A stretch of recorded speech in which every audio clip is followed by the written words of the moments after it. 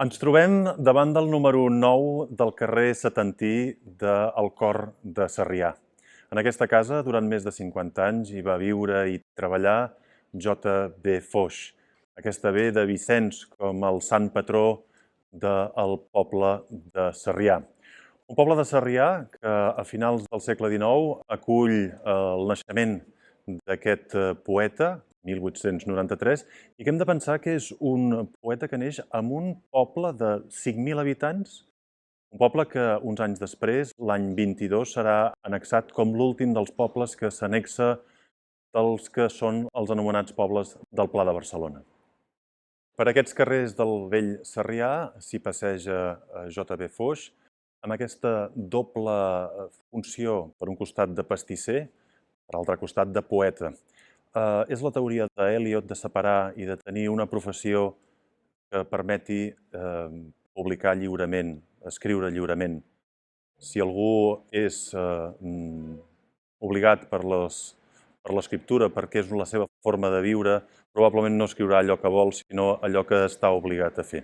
Aquesta llibertat creativa li permet investigar amb una doble tensió. Per un costat, la recerca, la recuperació d'un llenguatge medieval, patrimonial, però antic, propi, però allunyat del que seria la llengua que es parlava pels carrers, i per altra banda, associar-se amb el que són les avantguardes. Aquesta tensió entre el que seria un arcaïsme, si voleu, volgut i estudiat, i per altra banda, l'exercici de tota aquesta llibertat creadora associada a les avantguardes fa d'ell un personatge extraordinari, probablement dels millors, al meu entendre, dels 3 millors poetes del que podria ser el segle XX català. Els altres dos, evidentment, serien, per mi, Carner i Segarra. Aquesta experimentació amb la llengua de vegades en fan un poeta difícil, complicat. Jo el que recomanaria a qualsevol que s'aproximés a la poesia de Foix és que es deixés anar. No pensés en allò que s'està explicant, no pensés o no volgués entendre paraula per paraula allò que s'està proposant, sinó que com un torrent deixés anar per la música, com si fos la lletra d'una cançó que molt probablement moltes de les lletres de les cançons mai hem volgut saber què és el que volen dir, ni entendre-les. I en aquesta intenció, en aquesta voluntat, jo us proposaria escoltar aquests poemes.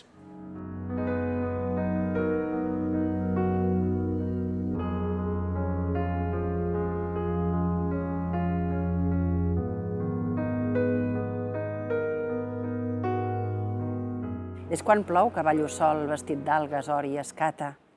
És quan ric que em veig a pic al bassal de sota l'era. Em vesteixo d'home antic i empaito la masovera i entre Pineda i Garric planto la meva bandera. Amb una agulla sequera mato el monstre que no dic. És quan ric que em veig a pic al bassal de sota l'era. És quan dormo que hi veig clar, foll d'una dolça metzina, amb perles a cada mà, visc el cor d'una petxina. Sóc la font del Comellà i el jaç de la Salvatgina, o la lluna que s'afina en morir querent enllà. És quan dormo que hi veig clar, foll d'una dolça metzina.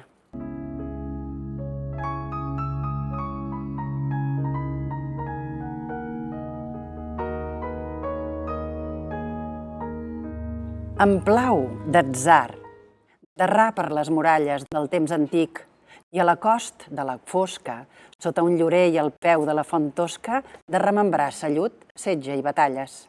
De matí, em plau amb fèrries tenalles i claus de tub, cercar la peça llosca a l'embregat o el coixinet que embosca l'eix i engegar per l'asfalt sense falles. I enfilar colls, seguir per valls ombroses, vèncer rebent els guals, o món novell. Em plau també l'ombra suau d'un tell, l'antic museu, les madones borroses i el pintar extrem d'avui, càndid rampell, m'exalta el nou i m'enamora el vell.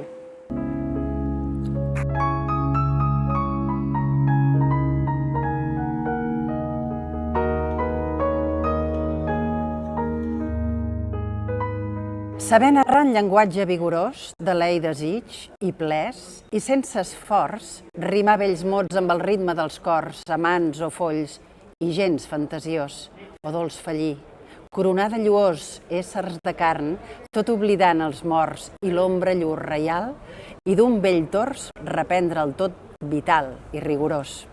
Saber sofrir sense llanguir i amar sense esperar, i essent ardit del segle, témer l'enuig i el nàufrag dar la mà. Viure l'instant i obrir els ulls del demà, del clar i l'obscur seguir normes i regla, i enmig d'orats i savis, raonar.